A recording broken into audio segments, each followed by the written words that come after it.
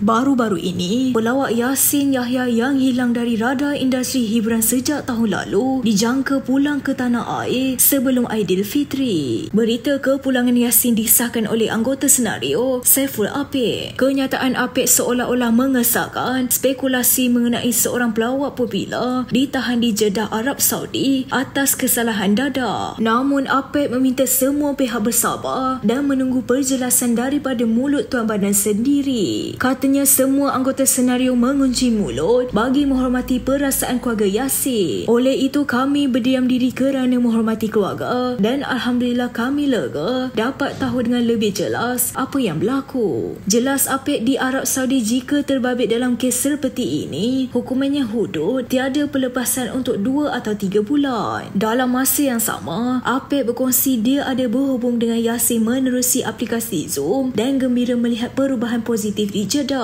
Selain itu, Yasin bukan ditahan di penjara, sebaliknya pusat pemulihan yang dilengkapi pelbagai kemudahan termasuk kedai runcit. Terdahulu ketiadaan Yasin untuk melengkapkan anggota senario sejak beberapa bulan lalu dilihat sedikit menghampakan peminat. Pelbagai spekulasi timbul mengenai Yasin, apatah lagi isu pelawak popular ditahan di Jeddah atas kesalahan dadah sejak Oktober tahun lalu masih belum terjawab. Sebelum ini, media melaporkan seorang pelawak ditahan di Jeddah selepas disyaki terbabit memiliki dadah jenis ganja namun tidak mendedahkan identitinya. Malah pelawak itu dilapor sedang menjalani hukuman penjara selama 6 bulan di negara itu dan hukuman berkenaan dijatuhkan ketika perbicaraan November tahun lalu. Jangan membuat sebarang spekulasi yang boleh mencetuskan kontroversi. Apapun, semoga Yasin terus berjaya dalam kerjaya yang dibina.